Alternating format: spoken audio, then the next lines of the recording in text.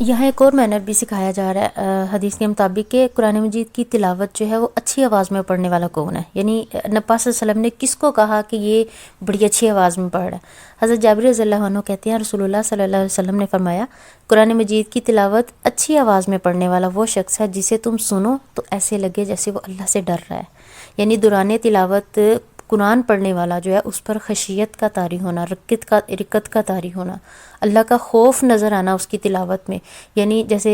قرآن پاک کی آیتوں میں بھی آتا ہے کہ وہ اللہ کا جب یہ قرآن سنتے ہیں تو ان کے دل کانپ جاتے ہیں، کہیں رونگٹے کھڑے ہو جاتے ہیں، کہیں وہ خود لرزہ طاری ہوا ہوتا ہے، یعنی یہ مختلف کیفیات جو مختلف جگہ پہ آئی ہیں وہ یہ اللہ کے خوف کی علامت ہے کہ جب قرآن پاک پڑھو، یعنی ظاہر بات ہے جس ہستی کا ہم کلام پڑھ رہے ہیں اس ہستی کا جو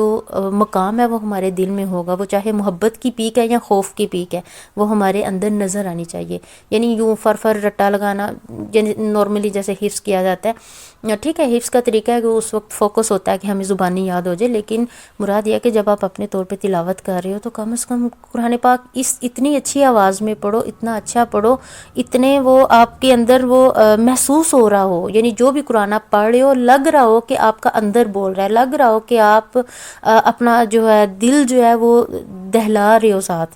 تو جب ایسی آواز میں ہم پڑھیں گے نا تو سننے والے کو یہ لگے کہ واقعی اللہ سے ڈر رہا ہے، ایسا نہیں ہے کہ جان بوجھ کے ہم ایسی کیفیت کریں، جان بوجھ کے سے مراد یہ نہیں ہے کہ اب ہم نہیں رونا آ رہا، جیسے ایک حدیث کے مطابق اگر رونا نہ آئے تو رونے کی کیفیت ہی پیدا کر لو، اللہ سے باتیں کرتے اللہ سے مانگتے، تو یہاں پہ مراد یہ ہے کہ وہ قرآن کی جو تاثیر ہے نا وہ اپنے اندر اتنی لاؤ کہ آپ کا دل جو ہے یہ بات کی گواہی دے، آپ کے لہجوں سے ہی قرآن پڑھتے ہوئے ٹپک رہا ہو کہ واقعی آپ اللہ کی خشیت میں ہو، واقعی آپ اللہ کا قرآن پڑھ رہے ہو۔ پھر اگلی چیز کہ دوران تلاوت خوف کی آیت پر اللہ سے پناہ مانگنا چاہیے، پھر رحمت کی آیت پہ اللہ سے رحمت کا سوال کریں، تسبیح والی آیت جہاں اللہ تعالیٰ کی تسبیحات ہیں، اللہ کی پاکی بیان کی گئی ہے، اس پہ اللہ کی پاکیزگی جو ہے وہ کرنی چاہیے۔ حضرت حذیفہ رضی اللہ عنہ کہتے ہیں رسول اللہ صلی اللہ علیہ وسلم نے فرمایا، رسول اللہ صلی اللہ علیہ وسلم جو تھے وہ دوران تلاوت جب خوف کی آیت سے گزرتے تو اعوذ باللہ کہہ کر اللہ سے پناہ مانگتے، جب اللہ کی رحمت کی آیت سے گزرتے تو اسأل اللہ کہہ کر اللہ کی رحمت کا سوال کرتے کہ میں آپ سے سوال کرتا ہوں، جب اللہ کی پاکیزگی والی آیت سے گزرتے تو سبحان اللہ کہتے، یعنی یہ طریقہ ہے، یہ مصنون طریقہ ہے کہ ہمیں اس کے لیے دیکھیں قرآن کا سمجھ ہونا کتنا ضروری ہے، کتنی اہمیت کا پتہ چل رہا ہے کہ کم از کم قرآن کا پتہ تو ہمیں چلے کہ یہ اللہ کی رحمت کی آیت گزر رہی ہے، کوئی عذاب کی آیت گزر رہی ہے یا اللہ کی پاکیزگی بیان ہو رہی ہے، ان چیزوں کا فہم حاصل ہو تو انشاءاللہ یہ چیزیں سمجھ میں آنے لگ جاتی ہیں۔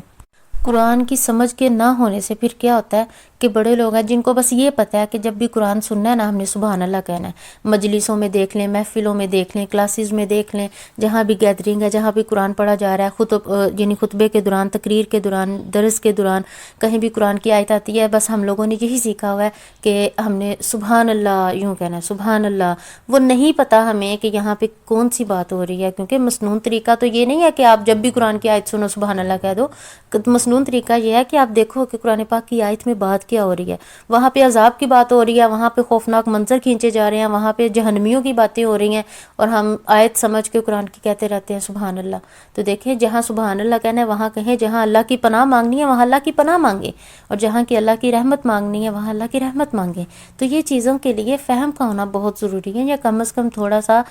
یہ سیکھ لینا چاہیے کہ کس طرح کی آیتیں آئیں، کیسے ہمیں پتہ چلے کہ یہ آیتیں جو ہیں وہ اللہ کے عذاب والی ہیں، یا کیونکہ اگر تو تقریر کے دوران ہے پھر تو واضح ہے، ٹاپک سمجھ میں آ رہا ہوتا ہے کہ اردو میں بولنے والا بول رہا ہوتا ہے کہ یہ بات ہوگی، جہنمیوں سے کہا جائے گا، پھر جب قرآن کی آیت پڑھی جاتی ہے تو یہاں پہ ہمیں نہیں سبحان اللہ کہنا، ہمیں یہاں پہ اللہ کی پناہ مانگنی ہے، یا نارملی قرآن پاک پڑھا جا رہا ہے تو کم از کم ہمیں اندازہ ہو، جو یہی تو کہا گیا کہ قاری جب پڑھتا ہے نا قرآن تو اس کی لرزش، اس کے جو ٹھہراؤ، اس کا اتار، اس کا چڑھاؤ، اس کی جو کیفیت ہے اس سے پتہ چل جاتا ہے کہ یہاں پہ کیا چیز ہو رہی ہے۔